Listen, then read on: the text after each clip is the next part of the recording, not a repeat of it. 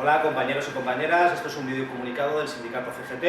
En primer lugar me voy a presentar, soy Miguel Ángel, secretario de Comunicación de la Federación Local de Sindicatos de Valencia.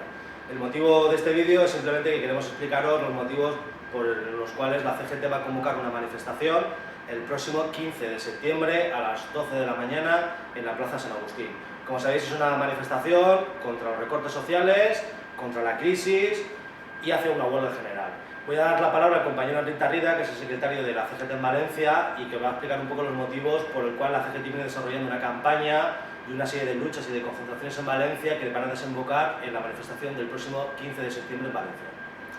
La Confederación General del Trabajo es una organización combativa y en coherencia a su línea de actuación sindical, a su ideología, a sus compromisos de transformación social, ha acordado que va a estar en todas aquellas movilizaciones que se convoquen en defensa de los derechos de los trabajadores, de la transformación de esa sociedad y para combatir la actual agresión que estamos sufriendo en nuestros derechos sociales y laborales. El día 15 de septiembre la CGT estará en un bloque propio en Madrid, pero también queremos estar en Valencia.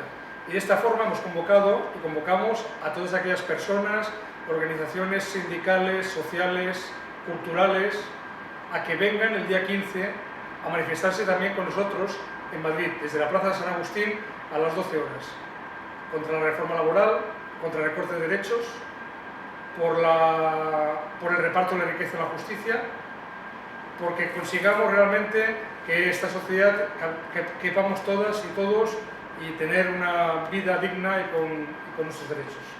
Nada más, recordaos esto, convocaros a que vengáis y aquí os estaremos esperando. Queremos sumar, queremos ir más allá, no estamos confrontándonos con nadie, sino al contrario. Entendemos que no nos podemos conformar con parchear lo que tenemos ahora, sino que tenemos que cambiar este modelo social.